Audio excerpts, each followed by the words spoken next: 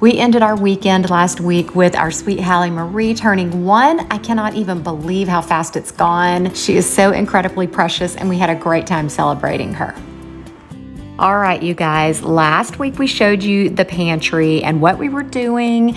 Well, here's a picture of the chaos before, and here is the beautiful, completely renovated, remodeled, remade, custom pantry. I don't know what you want to call it, but Mike did such a great job building this, and I got in there and painted it and then got it restocked and organized. Here I'm just hanging these bags. They're kind of like a crocheted bag, and a friend of mine had posted about them, and I thought they were really cute and would be perfect for my pantry for potatoes and onions and grocery bags and that kind of thing. So I got them off of Amazon. I will be sure to put the link down in the description below in case you are interested in them as well.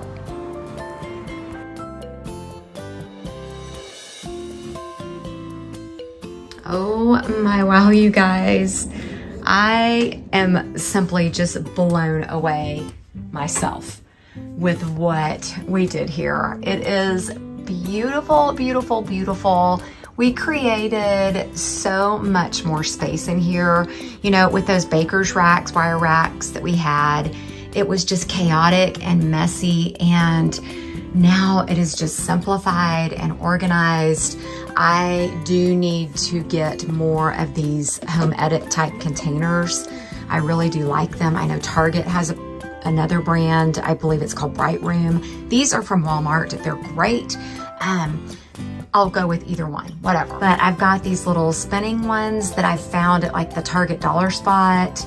I can't remember exactly where I've gotten everything from, but this has just been so much fun and such a cool project. You know, I told you that whenever we moved into the farmhouse, we stuck those baker's racks in here for a quick fix, knowing that we wanted to do this someday. And yes, it did take about a year for it to happen, but it was totally worth the wait, just like all of our projects have been. We were able to customize a place for the ice maker to go. I really love having my ice maker here in the pantry because it does make a little bit of noise when it turns on, the fan comes on, and it's kind of loud. So it's nice having it here where we don't have to hear that in the kitchen, and it doesn't take up counter space in the kitchen.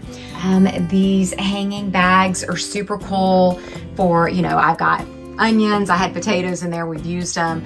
And then the smaller one, I'm not sure what I'll put in it. I'll find something, but grocery bags down here in this shorter one. I've still got my Dyson hanging here. I do need to get some hooks for my mop and broom and stuff, but I am so incredibly pleased with what we did here, and Mike just did a bang up job on it. It's beautiful. I love it so much, and I'm really happy that it is done. As some of you know, Mike is a big bowler, and he and a friend went to go practice the other day, so I decided to tag along. I was really proud of myself. I bowled a 178. Haven't bowled that big of a game in a very long time, but it was just a lot of fun hanging out with them and throwing the ball.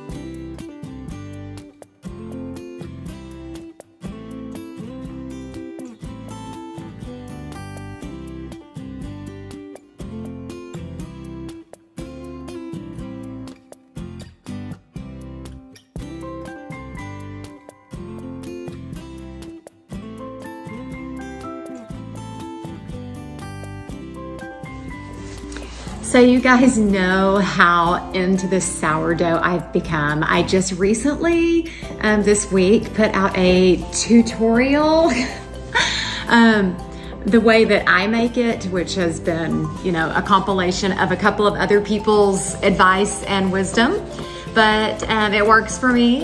And so it's kind of funny in the sourdough world, you are to name your dough. Well, mine that was gifted to me was named, I can't remember if it was Maria or Marie, either way, super cute. But I have decided to change the name of my starter my sourdough starter, to, let's see if you see it here. Can you see it? I'm fixing to apply this to my jar. So it's gonna have 2 labels. Here we go. Cinderella. Yeah, I know, silly, crazy, but I think it's really clever. I have not seen any other people name their starter Cinderella. There's a lot of fun names out there like Dolene and Clint Yeastwood, which I think is funny because there's no yeast in it, but it's just cute. So I just thought I would, jump on that little name your dough train, starter dough train, and call mine Cinderella. I printed it twice, and that way it shows up better.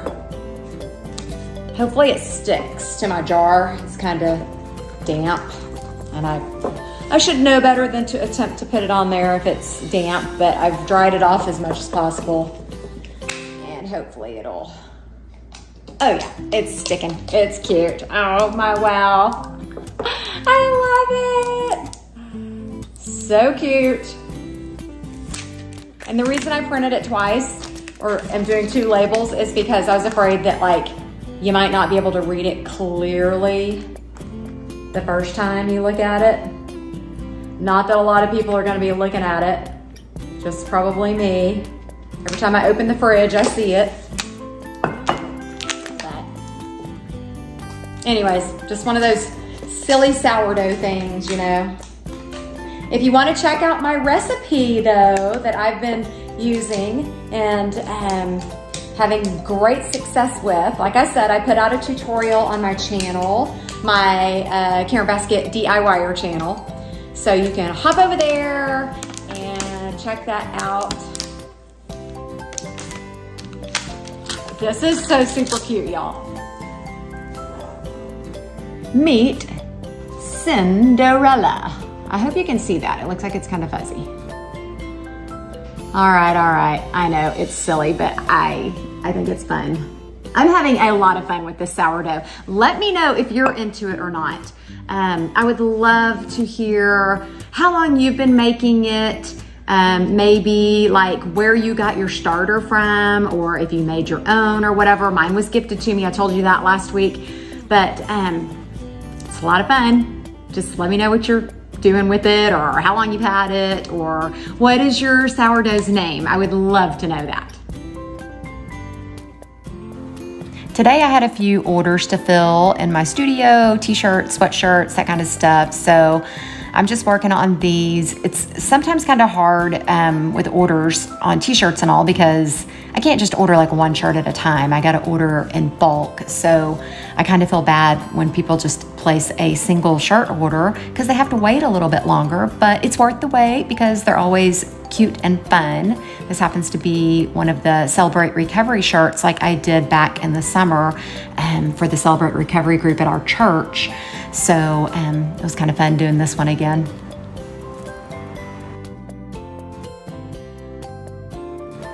So this is where I seem to be spending a lot of time lately, is right here in the kitchen making sourdough bread.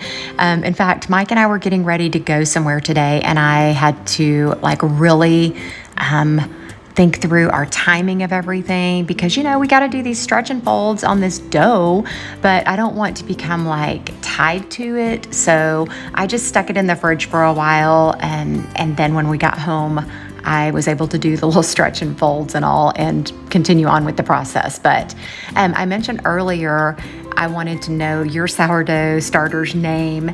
I also would like to know your favorite recipes. Now remember, we're trying to stay away from sugar, so preferably nothing sweet. But if you have any other great recipes that you use with your sourdough discard or whatever, I would love, love, love for you to put that in the comments below for me.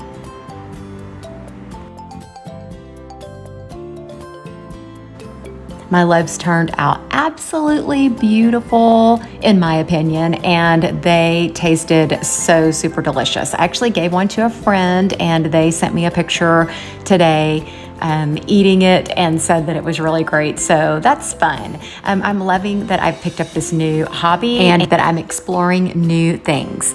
I would love to know what your favorite things to do are. What are your hobbies? What are your interests? You never know. We might have a lot in common. I know that I do a lot of crafting, woodworking, just a lot of fun projects, but I would love to hear what you like to do. Thanks so much for watching. Don't forget to like, subscribe, comment, and share, and we'll see you next week.